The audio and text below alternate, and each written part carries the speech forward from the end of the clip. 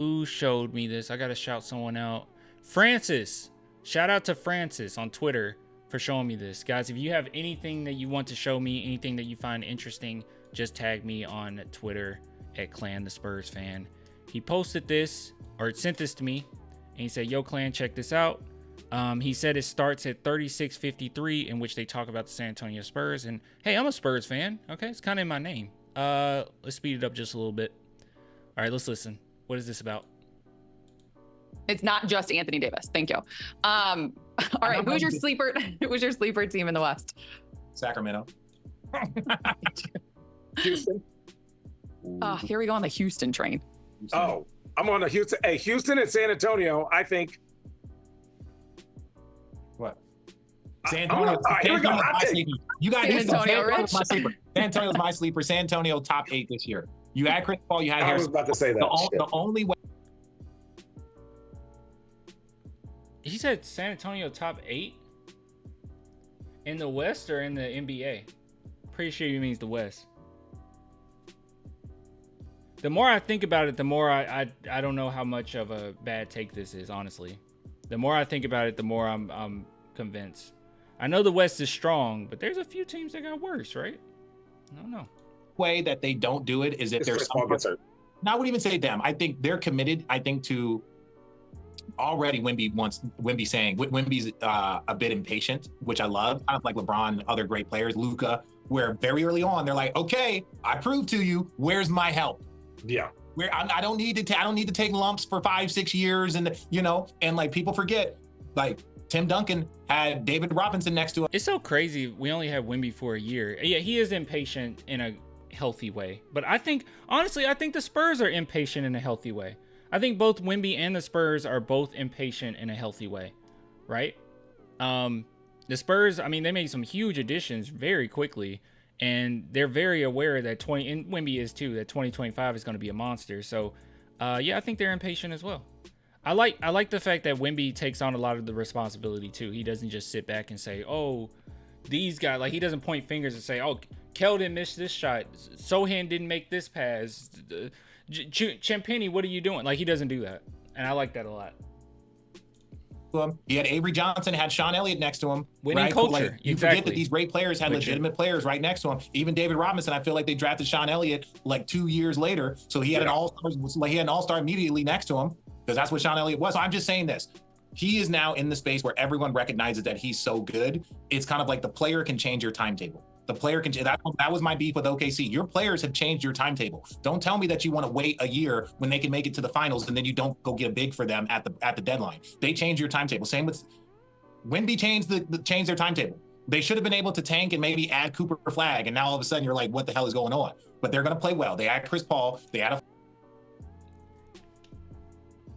I don't know how I feel about this. I don't know if the Spurs necessarily changed their timetable, because I don't think that that's the case. I think that it was very methodical, it was very smart, and this was going on before we got Wemby, right? The Spurs planned this before they got Wemby. The DeJounte Murray trade happened before we ever got Wemby, and that set us up. That's what the Spurs made sure that they had a safety net. There's nothing that they have to do differently right now. They're still on the same timetable. But I don't think that they came into the season thinking they had to tank. They were very smart in knowing we're going to be fine because we have Atlanta's pick. And we know, well, a lot of us knew. There was a few Spurs fans, or not Spurs fans, I'm sorry. There was a few fans, Atlanta Hawks fans, that were very delusional. But we knew that that was not going to work with them. And we knew who DeJounte Murray was. And the Atlanta Hawks ownership made a very bad decision that their GM didn't even want them to do. So yeah, we were very smart. I don't think this changed anything for us. I think we're still on the same timetable, and we prepared for this. A floor manager, they had a wing. Devin Vassell is nice. They got Keldon Johnson. They got 2 wings. You got a veteran. Like, they're good. And you had to do something this offseason, right? And that was the best possible thing you could have done, is bring in a point guard, figure out where Wemby likes his spots, how to make that work. Bring in a small forward, a legitimate small forward, and see what that will look like. What are we looking for that position once Harrison Barnes is gone? They just prepared it very well. If they're healthy, but if somebody misses time and they decide to go back into tank mode, but if they're healthy, they're going to be in the top 8 because Chris Paul gonna get them the ball. Okay, I'm sorry. Can I tell you guys something? No. So I'm still hung up on this Anthony Davis Sabonis thing. So if you go and you say Anthony Davis versus Domantas Sabonis stats, StatMuse has Anthony Davis has averaged 23.1 points, 10.8 rebounds, and 2.3 assists in 10 games versus Sabonis in his career. And then you take it one step further and you say Domantas versus Anthony Davis head-to-head. It says Domantas Sabonis is 10-0 versus Anthony Davis. Yeah, they don't get the stats. You know what the game plan is? Let them score. Let them score. We're gonna win. But Domantas, what did he have, like 45 straight double we're talking about doubles? Like Spurs. he's just didn't understand this was Andre Karolinko. It's the worst.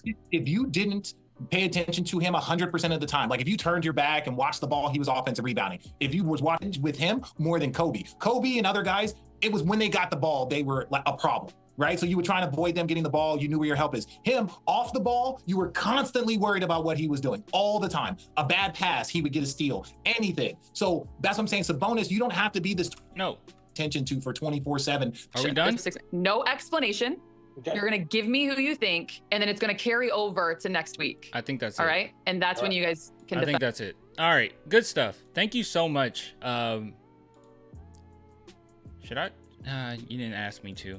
I'm just gonna say Francis. Thank you so much, Francis, for giving me this or sending this to me. This is really cool. So overall, yeah, I know that's a hot take to say the Spurs are gonna be top 8. It's just the more I think about it, the more I'm kind of vibing with that idea, man. You can stop the vid now. Oh yeah, I already did it. Yeah, sorry, I missed your chat.